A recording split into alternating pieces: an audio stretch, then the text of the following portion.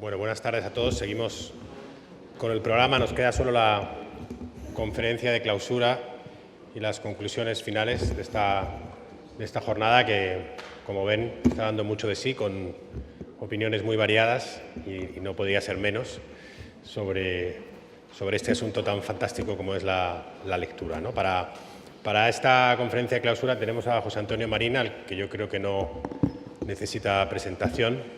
Estábamos hablando que nos conocimos hace 1000 años. Yo quedé fascinado con la lectura de Elogio y refutación del ingenio y él vino a Roma cuando yo estaba allí de director del Instituto Cervantes.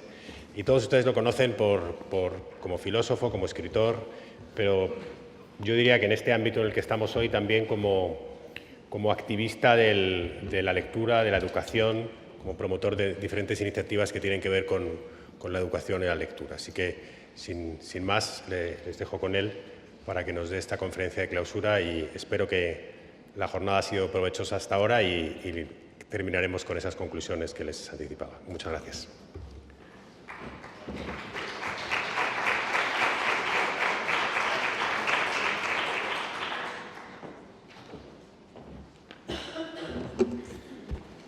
Bueno, gracias por la invitación. Hablar de temas como la lectura me recuerda siempre una anécdota de dos campesinos vascos. Uno de ellos ve salir a un amigo de la iglesia y le pregunta: «Hola, Chomin, ¿y de dónde vienes?» «Pues aquí, de la iglesia vengo».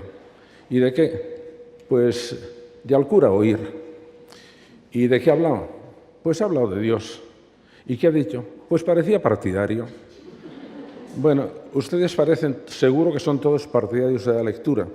Y cuando se habla a un auditorio convencido, todo tiende a ser un sermón para fieles. Y los sermones son pesadísimos. Entonces, yo voy a hacer un experimento. Voy a pensar que ustedes no quieren leer. No quieren leer. Entonces son ustedes como mis alumnos. Y entonces me hacen la pregunta que todos los alumnos tienen derecho a hacer a sus profesores, y todos los profesores tenemos la obligación de saber responderles de la manera más convincente posible. La pregunta es: ¿y esto para qué sirve? Ahí nosotros tenemos que saber exactamente cómo contestar a esas cosas. Al estudiar cómo se deberían hacer los currículos académicos, yo siempre recuerdo una técnica hacendística que hay, que se llama presupuesto base cero. Eso quiere decir que normalmente los presupuestos se hacen cogiendo como referencia el presupuesto del año anterior, y entonces cada ministerio va a llorar un poco al ministro de Hacienda diciendo: «Hombre, súbeme un poquito, un 3%, un 5%. El presupuesto base cero no va por ahí. En el momento que va el ministro a pedir dinero, se le dice: «No, explícame primero por qué tiene que existir tu ministerio». A ver, ¿por qué tiene que existir tu ministerio? Empieza desde ahí. Bueno, pues cuando hablamos de la lectura o de cualquier cosa que queramos enseñar, tenemos que empezar ahí. ¿Y por qué damos tanta lata con la lectura? ¿Por qué? Bueno, lo primero que había, los de generación, es, bueno, ¿por qué? Casi con letra de cuplé, porque leer es un placer igual que fumar. Claro, eso tenía razón de ser en nuestro momento, en el mío sobre todo, porque todos ustedes son muy jóvenes, en que la lectura era la única fuente controlada de sentir emociones. Y entonces era facilísimo. Claro, no teníamos nada más que el cine una vez a la semana. Teníamos, eso sí, un género maravilloso al cual estaré eternamente agradecido, que eran los seriales radiofónicos, y luego había la lectura, y no había más. Entonces nos enganchábamos con muchísima facilidad a las lecturas. Pero ahora hay muchísimos modos de provocar emociones controladas, fantásticos, estupendos: el cine, los vídeos, los videojuegos. Bueno, ¿por qué esta insistencia en que tenemos que divertirnos leyendo? Cada vez que nosotros intentamos decir a nuestros alumnos: es que hay que divertirse leyendo, el alumno dice: pues a mí no me divierte, y se acabó la discusión. Ahí ya no tenemos nada que decir. No tenemos que... ¿Por qué? Porque es una estrategia completamente equivocada. Eso sí fue al principio. Y además, bueno, no es tan fácil explicar por qué hay que leer cuando la obra máxima de la literatura castellana, que es El Quijote, es una crítica cómica de los lectores. Una crítica que se les fue de las manos a Cervantes y acabó siendo una cosa seria, pero que estaba dedicado a ser una novelita cómica respecto de alguien que en aquel momento debía ser un caso bastante frecuente. Si no, miren ustedes un texto de un humanista coetáneo de Cervantes, el Pinciano, que dice lo siguiente. Había sido invitado a una boda con su amigo Valerio, y Valerio, después de cenar, decide retirarse a su cámara temprana. Este ya es cita del Pinciano. Luego que fue dentro de la cama, pidió un libro para leer, porque tenía la costumbre de llamar al sueño con alguna lectura. El libro se le fue dado, y él quedó leyendo mientras los demás estábamos en una espaciosa sala pasando el tiempo. Al medio que estaba nuestro regocijo, cuando entró por la sala una dueña que, de turbada, no acertaba a decir lo que quería, y después dijo que Valerio era difunto. Y yo me alboroté, como era de razón. Hallé a mi compañero como que había vuelto de un hondo desmayo. La causa le pregunté, ¿y qué había sentido? Y él respondió, nada, señor. Estaba leyendo en Amadís la nueva que de su muerte trajo Arquelusa y dióme tanta pena, que me salieron las lágrimas y no sé lo que pasó más, pero yo no lo he sentido. De manera que en aquel momento en que se empezaba a leer uno solo, pues entonces las emociones de la lectura eran absolutamente aparatosas, como esto, de manera que comprendemos muy bien que la figura de Don Quijote no era una figura inventada, sino que era algo que debía pasar como con Valerio, el amigo del Pinciano. Bueno, vamos a ver. Lo que tenemos que saber explicar, lo que quiero convencerles a ustedes para ver si leen, nada más salir de aquí, se ponen a leer, es ¿para qué leemos? ¿Para qué sirve esto? ¿Por qué tanto interés? Hace unos años, la profesora María de la Válgoma, que por ahí está, y yo escribimos un libro que se llamaba La magia de leer, aprovechando una frase maravillosa de Freud. Freud llegó al psicoanálisis desde la filología y su idea del lenguaje es mucho más interesante que la idea del psicoanálisis. Y él decía una frase deliciosa, el lenguaje es una magia suave. Bueno, pues entonces escribimos un libro que se llamaba La magia de leer. Y después tuvimos que escribir otro, que se llamaba La magia de escribir. ¿Por qué? Pues porque en el fondo la única razón que teníamos del hecho de leer era que sirviera para escribir en un sentido muy amplio, para expresarse. Y si no, no vale para nada. Es el ideal de vida una persona que se levantara a las 10 de la mañana, se encerrara en su habitación y estuviera leyendo la más maravillosa literatura del mundo hasta las 10 de la noche y que se fuera a acostar.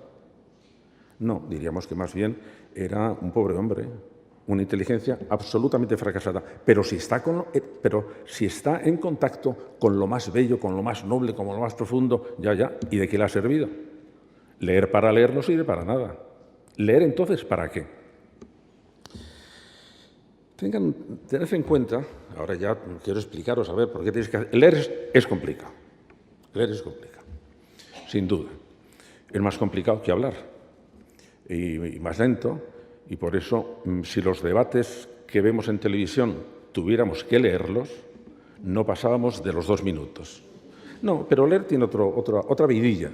Por lo tanto, escuchar tiene otra vidilla distinta. Leer es una actividad en principio compleja y en su inicio fría. Pero pasa una cosa, y leer textos complejos es más difícil que leer tweets. Pero ahora conocemos los mecanismos de la comprensión. Antes uno de mis colegas ha preguntado qué hacemos para que comprenda. Ahora empezamos, pero muy recientemente, a saber por qué unas personas comprenden lo que leen y otras personas no comprenden lo que leen. Pero de todas formas, la lectura, y ahí ya es donde empiezo mi argumento, la lectura es una actividad, sin duda, es una actividad compleja, sin duda, pero es una actividad receptiva. Mientras estoy leyendo, yo estoy recibiendo información. Y eso, aunque sea activa, es activo dentro de un marco, digamos, de receptividad pasiva. En cambio, expresarse es una actividad activa. Y por eso, a todos, cuando estamos, por ejemplo, hablando en un lenguaje que no dominamos bien, ¿qué nos es más fácil, leer o expresarse? Leer. En leer estamos recibiendo los estímulos que vienen y al expresar yo tengo que organizar dentro de mí lo que voy a decir. Cuando decíamos, María y yo, que había que leer para escribir, queríamos decir, había que leer para hacer algo con lo que hemos leído. ¿Por qué? Bueno, en primer lugar, hay que leer para adueñarse del lenguaje. Por eso tenía razón, me parece que era Luis quien lo decía antes en la mesa redonda, la tarea absolutamente esencial de primaria, no podemos esperar a secundaria, de primaria, es que nuestros alumnos manejen con mucha soltura el idioma y los mecanismos de comprensión a su nivel del idioma. Y si no lo hacen, no vamos a poder nunca, primero, van a ser fracasados escolares, seguro, porque en secundaria no les vamos ya a enseñar a comprender cosas elementales del lenguaje y, por lo tanto, se van a marginar absolutamente. Bueno, pero lo de adueñarse del lenguaje a través de la lectura, porque es lo que nos pone en contacto con formas complejas del lenguaje, eso tiene tres justificaciones. En primer lugar, necesitamos manejar el lenguaje. Primero, porque nuestra inteligencia es estructuralmente lingüística. Estructuralmente lingüística. Y la capacidad que tenemos de manejar nuestra inteligencia depende de la capacidad que tengamos de manejar el lenguaje. Y ahora se lo explico. Todos tipos de lenguaje. Yo recuerdo una maravillosa conexión que tuve con algunas universidades alemanas en que tenían dentro del sistema educativo de secundaria un área gigantesca de lenguaje donde se estudiaba los lenguajes naturales, el lenguaje matemático y el lenguaje musical. ¿Por qué los tres? Bueno, porque los tres tienen formas estructurales relativamente parecidas, tienen contenido, tienen sintaxis y nos permiten organizar ciertas funciones mentales. De manera que nuestra inteligencia es lingüística. Segundo, porque el fondo de nuestra cultura es lingüístico, afortunadamente. ¿Por qué digo afortunadamente? Bueno, porque si nuestro acceso a la cultura fuera a través de imágenes, las imágenes tienen un alto contenido emocional y un pobrísimo contenido conceptual. Y si queremos, ahora explicaré por qué, si nuestra inteligencia es estructuralmente lingüística, es porque intentamos que sea estructuralmente conceptual. Y por lo tanto, no hay nada más tonto que decir que una imagen vale más que 1000 palabras. No, no, no. Hacen falta 1000 palabras para que comprendas una imagen. La imagen tiene un poder de golpe inmediato, pero emocional. Un ejemplo. Yo estoy poniendo mucho tiempo a mis alumnos una fotografía que ganó el premio Pulitzer de fotografía. Seguro que la han visto ustedes. Era una fotografía en que había una columna de tanques en diagonal y delante del primer tanque un señor con una bolsa de plástico. Una fotografía muy bonita. ¿Y qué me decía esa fotografía? Nada. Nada. Tenía que explicarles, mirar, esta fotografía lo que representa es un acto de heroísmo. Eso no está en la fotografía. Eso tengo que explicarlo yo. Y explicar por qué era un acto de heroísmo. Durante las revueltas en la plaza de Tiananmen, una persona quiso detener los carros poniéndose delante. Para eso necesito muchas palabras. ¿Por qué? Porque necesito decir lo que es Tiananmen, y si no, no lo van a entender. Y saber lo que es una revuelta, y saber por qué era, y saber que murieron. Y entonces la palabra adquiere la densidad de significado que la imagen sola no me da en absoluto, en absoluto. Las imágenes son mudas y, por lo tanto, una imagen sin palabras es emocionalmente poderosa y conceptualmente pobrísima. Y no ese es el mundo en que queremos ver, no ese es el mundo en que queremos vivir. Ya tenemos, la inteligencia es estructuralmente lingüística, nuestra cultura es lingüística, y es lingüística, entre otras cosas, porque todas las grandes cosas en que nos movemos solo tienen formulación lingüística. Por ejemplo, ¿qué pensamos de la justicia? ¿Podemos hablar de la justicia sin palabras? ¿Qué pensamos del derecho? ¿Tiene algún sentido si no tenemos? ¿Qué pensamos del futuro? No podemos proyectar el futuro sin tener un anclaje en las palabras. Por ejemplo, en las palabras mañana. Mañana no es una imagen. El verano que viene no es una imagen. Tengo que anclar el futuro con palabras porque si no, el futuro imaginativamente no me ofrece ninguna posibilidad de manejarlo. No, me imaginaría yo en la playa. No, eso no es imaginar el futuro. Imaginar un plan es saber cómo puedo hacer un plan. Y en tercer lugar, porque nuestra convivencia es lingüística. Nuestra convivencia íntima es lingüística y nuestra convivencia política es lingüística también. Y esto, para mis colegas de la enseñanza, esto mis alumnos lo entienden muy bien. Mis alumnos, que no les interesa nada lo que les estoy diciendo sobre el lenguaje, empiezan a desplegar un poco las antenas cuando les digo, ¿sabéis que el 80% de los matrimonios que van a los consultores matrimoniales en Estados Unidos se van por algo que tiene que ver con el lenguaje? ¿Sí? Sí. Es o no hablamos de ciertas cosas, o hablamos pero no nos entendemos. ¿Y eso qué tiene que ver con el lenguaje? Claro, si nosotros en el lenguaje, en la asignatura del lenguaje, estamos intentando que se apasionen por el semema, el lexema, el arquilexema y la prosopopeya, bueno, el mismo profesor que lo está enseñando se está muriendo de aburrimiento. Y claro, no es posible emocionarse con el semema, no es posible. Entonces estamos equivocándonos en atraer al lenguaje hay que traerlos cuando ellos ven que les está sirviendo para algo. Bueno, eso pasa con todo. Yo recuerdo una anécdota en una escuela marginal de Nueva York en que el profesor se dirige a una alumna que está en la primera fila y le dice, vamos a ver, Jane, ¿cuántas patas tiene un artrópodo? Y la pobre Jane, que viene de una casa desestructurada y pobre, le mira desolada y le dice, ay, señor profesor, ojalá tuviera yo los mismos problemas que usted, evidentemente. Pues muy bien, nosotros cuando estamos intentando que se emocionen con el semema, cualquier alumno se puede decir, ojalá tuviera yo sus mismos problemas, porque mi problema es que mi padre y mi madre no se entienden y están discutiendo todo el día. Y eso es un problema lingüístico. Eso es un problema lingüístico. Yo, como ya tengo muchos años, ya he experimentado muchas veces ese momento delicado de un profesor que se encuentra con un alumno muy antiguo. Entonces le hace una pregunta delicada. Oye, ¿y tú qué te acuerdas de la asignatura? Bueno, mis alumnos en general suelen decir, de filosofía poco, pero me acuerdo de dos cosas, del consejo que nos daba y de la alcachofa. Y las dos cosas tienen que ver con esta charla. El consejo que les daba a todos era el siguiente, eran chicos y chicas, entonces les daba un consejo a los chicos y un consejo a las chicas.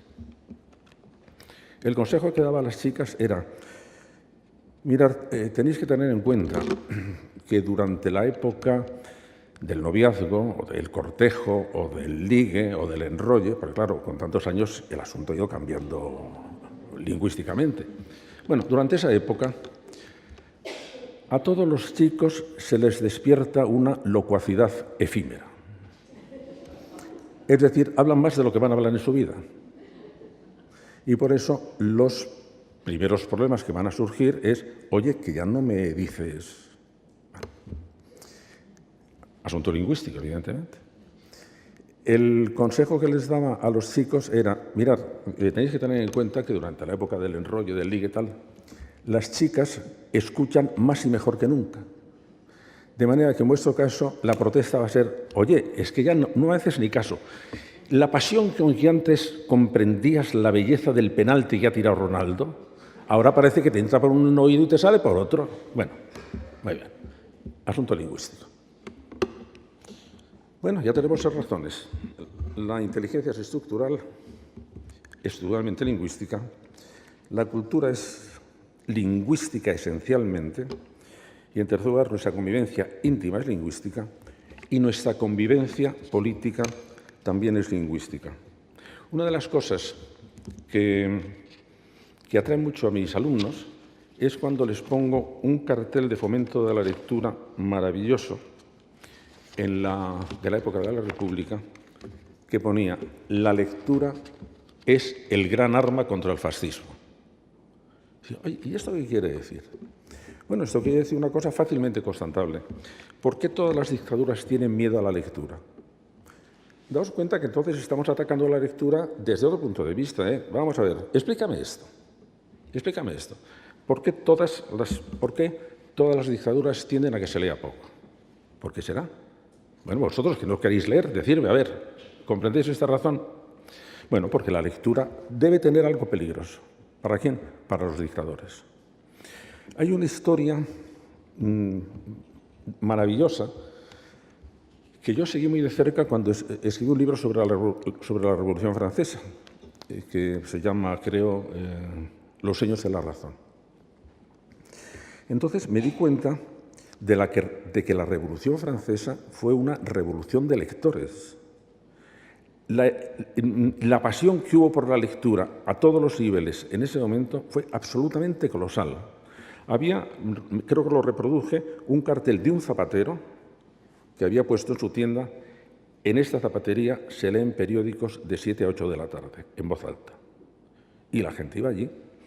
Y hay un testigo que dice: en París todo el mundo lee.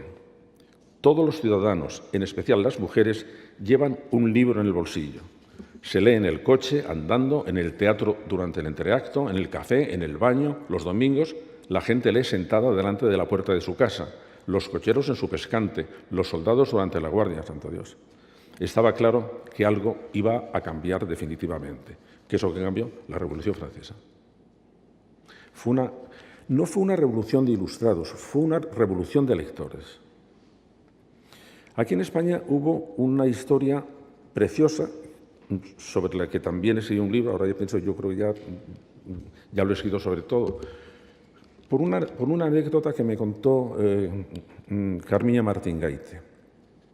Ella estaba haciendo una biografía de Elena Fortún, la autora de Celia y Cuchifitrín. Y entonces dice: pues he descubierto que hubo en Madrid un club de lectura solo de mujeres que perteneció a una sociedad, a una institución internacional que se llamaba el Lyceum Club, y donde se reunieron las mujeres más brillantes de la generación, posiblemente de todas las generaciones de la cultura española, brillantísimas, y de todas las ideologías políticas. Esto duró hasta el año 36, me parece, cuando la guerra las volvió a separar. Pero, sin embargo, durante todo el nacimiento de la República, estas se reunían con una cosa que en frase de María Luisa León, la mujer de Alberti, es que queríamos adelantar el reloj de España. Y entonces para eso se reunían en un círculo de lectoras, que lo conté en un libro que se llama La conspiración de las lectoras. ¿Qué es lo que estaban haciendo? Bueno, estaban intentando adelantar la hora de España. Explicarles a nuestros chicos que la necesidad de la lectura como posibilidad de dominio del lenguaje es importante para su vida emocional, para su vida íntima, familiar, de relaciones, y también para su participación social, es un camino que a mí, desde luego, me resulta bastante bien. Pero vamos a dar un paso atrás. He dicho que nuestra inteligencia es lingüística, y he dicho que cada vez que decimos que hay que leer es para después sepan hacer algo con lo que han leído. ¿Y qué deben saber hacer? Bueno, pues voy a ver varias cosas. En primer lugar, les va a permitir analizar la experiencia. Cuando insistimos en la necesidad de la riqueza léxica, no es porque sea elegante no repetirse, es porque cada palabra de un diccionario es una herramienta de análisis. Y si pierdo la palabra, pierdo la herramienta. Es como si de repente perdiera el destornillador y solo tuviera un martillo. Lo que decía Nietzsche, cuando uno tiene un martillo en la mano, todo se le vuelve clavos. ¿Por qué? Porque no puede hacer otra cosa. Cuando yo escribí el diccionario de los sentimientos, lo que intenté es ver cómo estaban analizados los sentimientos en una lengua, aunque había muchas comparaciones, pero fundamentalmente en castellano. Si leemos un libro de psicología, normalmente se refieren a 6, con mucho 7, emociones básicas, que son las que se estudian. Yo repertorié en castellano 600 sentimientos. Y con una cosa que está absolutamente en todos los lenguajes, los sentimientos que analizan, las palabras que analizan los sentimientos negativos, en todas las lenguas son mucho más numerosas que las que analizan los sentimientos positivos. Y a mí aquello me extrañó, bueno, es que somos tan cenizos todas las lenguas, que nos interesa mucho lo negativo. No, luego pensé que era por una razón. Imaginen que una madre ve que su bebé se pone a llorar. Le preocupa mucho saber si llora, porque tiene gases, porque le da de la tripita, porque no sé qué, porque tiene miedo. Y entonces quiere ver por qué llora. Ahora, en otro caso, ve que su niño está sonriente. ¿Le interesa mucho saber por qué está sonriente? No. Está sonriente y con eso me basta. Yo tengo que analizar lo otro. Pero fijaros, en psicología, por ejemplo, solo hay un término para una emoción, que es la tristeza, que es la experiencia de la pérdida de un bien. Bueno, en castellano tenemos efectivamente la tristeza. Tenemos la nostalgia. ¿La nostalgia es la tristeza? No, es un tipo de tristeza. Es una tristeza que aparece lexicalizada a principios del XIX. ¿Por qué? Porque era la tristeza de estar lejos de la casa. Y entonces los diccionarios de esa época lo hacen gente que está emigrada. Y entonces considera que la nostalgia era una enfermedad mortal. La gente se moría de nostalgia. Hay la melancolía. La melancolía es una tristeza, sí, pero es una tristeza especial. Es una tristeza romántica. Es la dicha de ser desdichado, decía Víctor Hugo. La melancolía es la dicha de ser desdichado. Bueno, es otro tipo de tristeza. Y el abatimiento, y la depresión, y el pesar, que es un tipo de tristeza. Bueno, ¿por qué tenemos tantas palabras? Porque cada palabra es una herramienta para analizar la experiencia que tengo. Y si tienes pobreza lingüística, tienes pobreza de análisis. Se acabó. Y si tienes pobreza de análisis, tienes una vida muy confusa. Vives, decía Sartre, sentimientos no articulados. Y los sentimientos no articulados son sentimientos muy confusos. Son sentimientos que no sé muy bien. ¿Por qué nosotros en los programas de la Universidad de Padres, a los que estáis invitados, decimos que es importante que a los niños a partir de los 2 años se le enseñen al menos 2 o 3 palabras que tienen que ver con su sentimiento? Estoy contento, estoy triste, tengo miedo y estoy enfadado. ¿Por qué? Porque el niño, cuando siente una emoción, no está muy confortable, porque siente que le está pasando algo que no sabe lo que es. En cuanto sabe poner una palabra a lo que siente, entonces, incluso desde el punto de vista neurológico, lo que venía de zonas límbicas muy profundas empieza a ser controlado por el córtex cerebral izquierdo, que es el del lenguaje, y que es también el de la lógica, y que es el del dominio. Bueno, ahí vemos hasta qué punto el poseer una palabra para decir lo que me pasa es realmente importante. Lo que descubrió Freud es una cosa que ahora sabemos que no tenía razón en la interpretación, pero tenía razón en lo que estaba diciendo.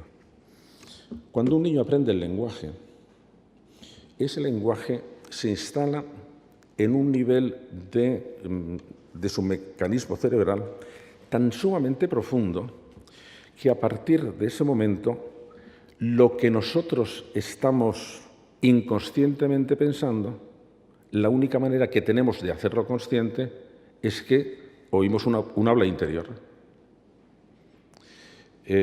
Bueno, y nos pasamos por eso la vida, toda la vida nos pasamos hablando con nosotros mismos, cosa que tiene su aquel, porque, por ejemplo, nos hacemos preguntas. ¿Quién hace la pregunta? Yo. ¿A quién? A mí. ¿Quién sabe la respuesta? Yo. ¿A quién se la voy a decir? A mí. ¿Y por qué tanta vuelta?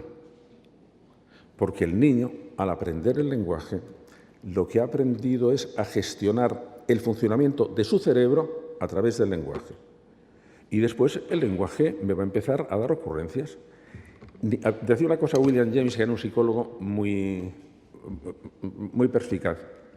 ¿En qué estado está una frase antes de que le haya dicho?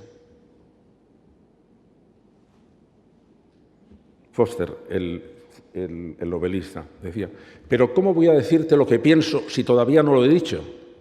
Porque hasta que no lo diga, no sé lo que pienso. Entonces, ¿quién piensa? Freud decía, no, quien está pensando es una maquinaria complejísima, pero que actúa por debajo del nivel de conciencia. Y la única manera que tenemos de darnos cuenta de lo que nos está pasando son las elocuciones lingüísticas que esa inteligencia no consciente está haciendo. Y si esa inteligencia, las ocurrencias son pobres lingüísticamente, decía Freud, el inconsciente es lingüísticamente, el no consciente es intelectualmente pobre también, porque no va a tener cómo expresarse, no va a tener cómo pensar.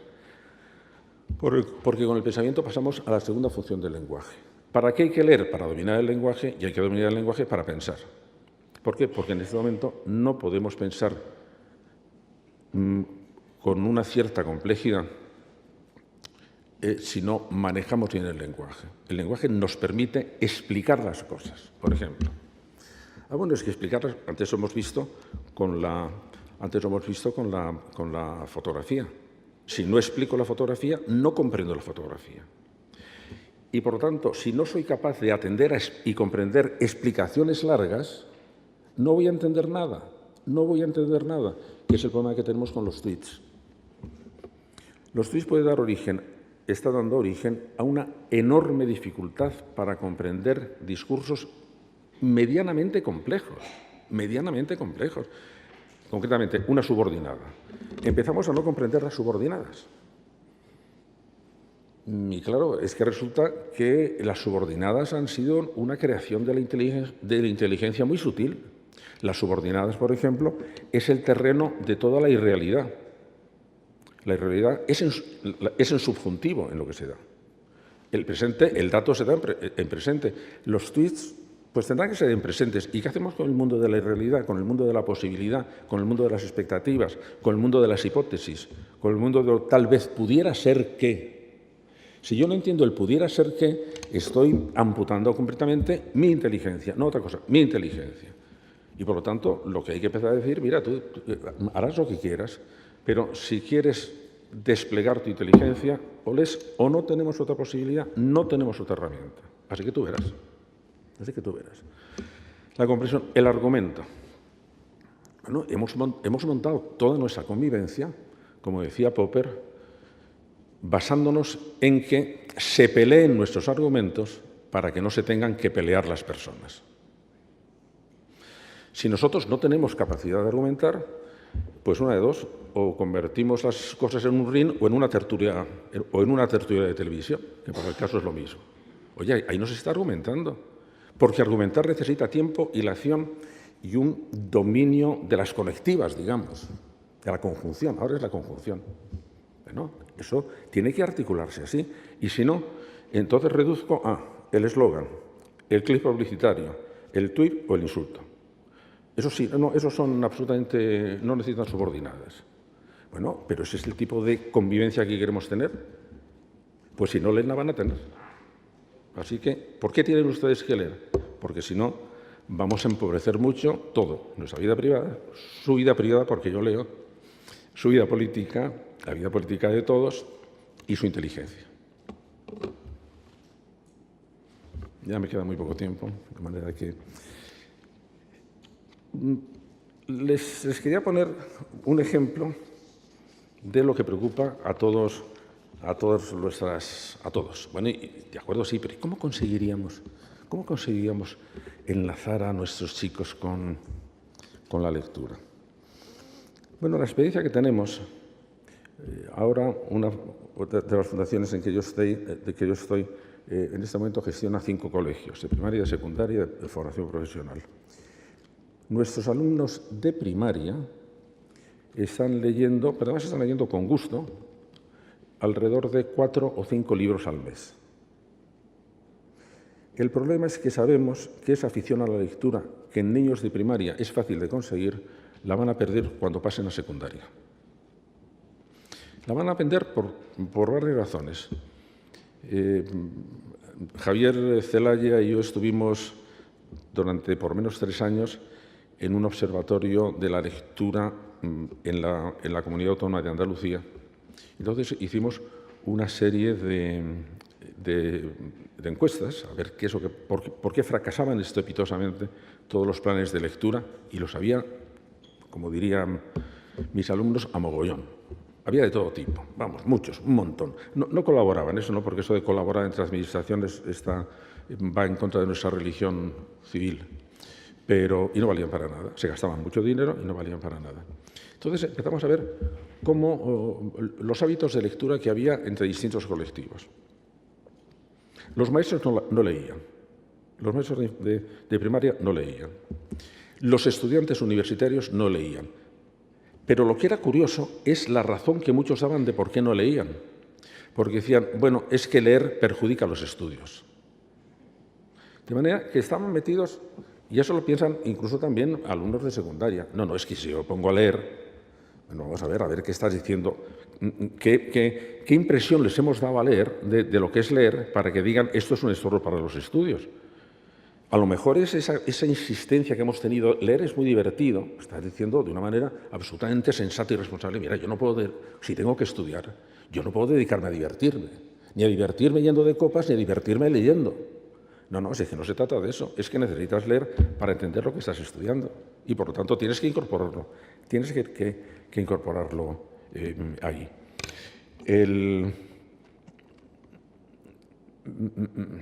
Bueno.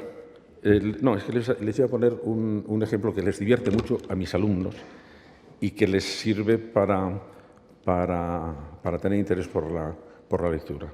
Pero ahora quería hacer otra cosa. Cuando llegan a la secundaria se encuentran con que que hemos mezclado por una especie de sincretismo ahorrativo, hemos querido fomentar el gusto por la lectura con la enseñanza de la historia de la literatura. Y ahí, bueno, se hundió Sansón con todos los filisteos. Porque claro, cuando un amigo mío, cuando el hijo de un amigo mío vino a decirme, oye, a ver, a lo mejor tienes el libro que le han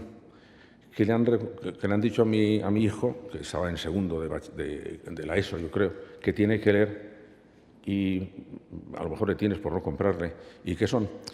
Pues los poemas de Gonzalo de Berceo. Vamos a ver. ¿A qué mente privilegiada pedagógica se le ha ocurrido que hay que leer a Berceo? Que no lo aguanta nadie si no está muy interesado en la arqueología de la poesía.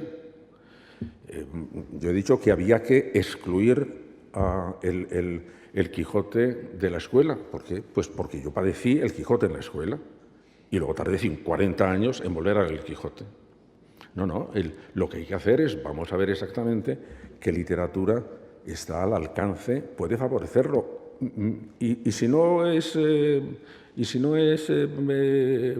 va con la historia de la literatura, estudia la literatura de otro lado, en otro lado. La historia de la literatura tiene que ver con la historia de la cultura, anda ya. El leer tiene que ser otra cosa. Yo durante mucho tiempo quise hacer. Al final no tuve tiempo, empecé a hacerlo, pero luego ya lo terminó quien colaboraba conmigo, que era Sergio Vila San Juan. Quería hacer una historia de la literatura un poco especial. Hay la historia de la literatura meritoria Y yo quería hacer una historia de los bestsellers, que es la literatura que se ha leído. Y quería saber en cada momento cuál ha sido los bestsellers. Bueno, Pedro Malón de Chaide le pone de los nervios y lo escribe. Todas las jovencitas van llevando en la faltritera la Diana enamorada. ¡Qué horror! Bueno, la Diana enamorada de un bestseller. Bueno, algo tendría. ¿Qué pasó aquí con el fenómeno de Harry Potter? Pues es un fenómeno muy interesante, porque lo leyeron de cabo a rabo y eran unos tochos de 500 páginas. ¿Qué les pasó? ¿Qué tenía eso? No tendremos que estudiar un poco también. Lo que sabemos es cualquier tipo de motivación es tiene una fórmula clarísima. Si quiero motivar a alguien a hacer algo, tengo que aumentar la satisfacción que produce y disminuir la dificultad que entraña. Punto. Entonces, si yo aumento lo placentero que puede ser una experiencia literaria, y hay los docentes, por ejemplo, que leen a sus alumnos en público, les enganchan, y luego tengo que disminuir la dificultad. ¿Cómo? Primero, facilitando la comprensión lectora, y segundo, graduando la dificultad de los textos, y los textos clásicos son muy difíciles, y por lo tanto hay que excluirlos. Para terminar, les decía que todos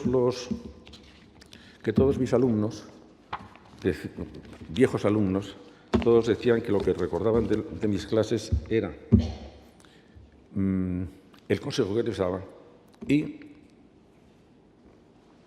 la alcachofa. Bueno, ¿qué era esto de la alcachofa? Pues la alcachofa es que a todos mis alumnos, y ahora os tomo como alumnos, les he citado el mismo poema, siempre. Y el poema era Oda a la alcachofa, de Pablo Neruda.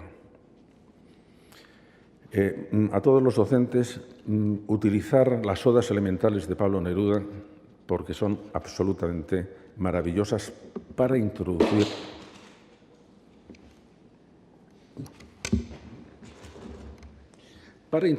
en la lectura poética. Pero ahora viene la pregunta, ¿y para qué tienen que leer poesía nuestros alumnos?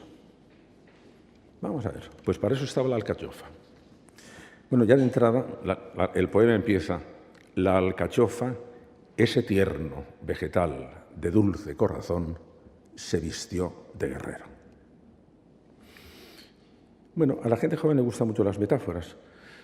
Yo me llevé la sorpresa la primera vez de que mis alumnos no entendieron esa metáfora, que es bastante sencilla, si se acuerdan ustedes de cómo es una alcachofa. Luego comprendí que es que solo habían visto alcachofas de lata y con la alcachofa de lata no funciona.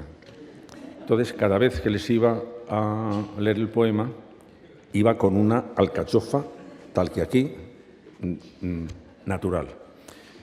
Evidentemente, acabé llamándome el profesor de la alcachofa, cosa que me encantaba. Bueno, ¿y por qué era eso? Vamos a ver, porque lo que yo quería con el poema, o intentando suscitar en ellos una emoción poética, no era que escribieran versos. No, ya tenemos bastantes versos. Y además, en la adolescencia, en algún momento, los van a escribir. Terribles, pero los van a escribir. No, lo que a mí me gustaría es que tuvieran delante de la experiencia una especial capacidad de análisis que es el talento poético, que se caracteriza, entre otras cosas, por la capacidad de ver la realidad de un modo distinto, de un modo lleno de posibilidades distintas. Si la alcachofa puede ser un guerrero, esa es una posibilidad distinta. Y por lo tanto, ya que es mentira que el hombre muera de las tres Cs, cáncer, carretera y corazón, de lo que fundamentalmente se muere es de aburrimiento, un antídoto para el aburrimiento es, sin duda alguna, la actitud poética ante las cosas de todos los días. Si yo quería decirle, al modo romántico, que la experiencia poética, para tenerla, hay que estar enamorado, a la orilla del mar, en el crepúsculo, en primavera y con fondo de violines, a lo mejor no les llega, ¿eh? Y entonces, pero si yo les digo que si entran en la cocina y ven una alcachofa, a lo mejor pueden verlo como una cosa hermosa, Les estoy dando una competencia absolutamente maravillosa, que es una competencia, vamos a ver, recuerden ustedes, un hecho absolutamente trivial. Pues que hay un árbol tirado y carcomido. Bueno, pasas, lo ves y sigues. Ya, pero quien pasa al lado de ese árbol es alguien en actitud poética, don Antonio Machado. Y de repente se para. Y de repente se para y se da cuenta que está presenciando algo maravilloso. ¿Pero cómo maravilloso? Eso es un árbol que está ahí caído. Ya, al olmo viejo hendido por el rayo y en su mitad podrido, con las lluvias de abril y el sol de mayo, algunas hojas verdes le han salido. Eso es maravilloso. Y le parece tan maravilloso que sigue, antes, olmo del Duero, que te quemen. Quiero anotar en mi cartera, es decir, quiero que no se me olvide, la gracia de tu rama verdecida. Pero que mi corazón espera también otro milagro de la primavera. Bueno, lo que ha visto está al alcance de todos. El saber que la poesía no es para hacer versos, es para aprender a mirar, da otra visión distinta de la lectura de poesía. Y entonces, si se lo explicas bien, amigo, entonces sí puedes llamar a la gente a leer poesía, porque están viendo cómo les está enriqueciendo su manera de vivir y su manera de ver las cosas. Voy a terminar con un verso, un poema de las Odas Elementales, que es la Oda al Libro de Pablo Neruda. Libro, hermoso libro, mínimo bosque, hoja tras hoja, huele tu papel a elemento.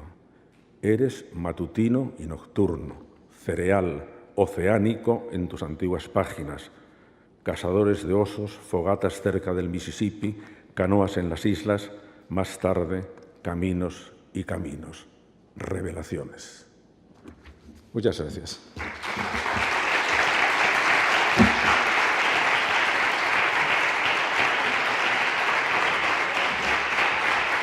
Bueno, pues muchas gracias a todos.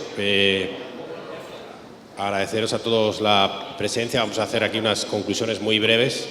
Simplemente, bueno, por mi parte como Biblioteca Nacional, agradecer a las otras dos instituciones que han colaborado con nosotros, a la Dirección General de Industrias Culturales y del Libro y a la Fundación Alternativas. Como decía antes, creo que la jornada ha sido suficientemente amplia en los temas y en las opiniones como para que nos hayamos llevado ideas distintas, ¿no? Desde un ámbito más concreto, como fue el primero de la mesa redonda de literatura, que era básicamente de literatura, a la primera charla inaugural en la que yo creo que fue muy buena porque nos dio un panorama perfecto de cómo está el sector de la lectura y del libro, a la que hemos tenido esta tarde, que nos abre el camino del futuro y de la lectura en el futuro, ¿no? Para concluir con esta conferencia estupenda de José Antonio Marina, ¿no? Que nos ha dejado a todos con muchas inquietudes.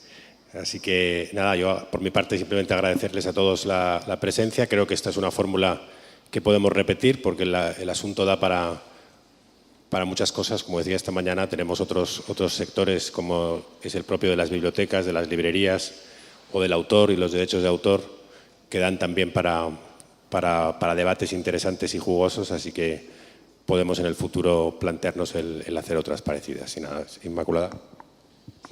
Pues agradecer una vez más, Miguel y Javier, y a todos ustedes la presencia aquí esta tarde. Creo que ha sido un momento muy interesante de reflexión para todos, que las presentaciones que se han realizado aquí nos evidencian una vez más que estamos en un momento de transición importantísimo en el que tenemos que darnos cuenta de que todo es posible, todo tiene su lugar, todo tiene cabida, pero que no podemos frenar el futuro y no podemos frenar las transformaciones que se nos vienen. Yo muchas veces, para intentar ubicarme en este momento disruptivo, me vuelvo un poco atrás a las primeras décadas del siglo XX, vuelvo un poco a las lecturas y a contextualizar un poco la situación de cambios transformadores impresionantes que se produjeron en ese periodo de la historia, Y me traslado al día de hoy para decir que esos cambios son todavía más rápidos y más acelerados y debemos de estar preparados para afrontarlos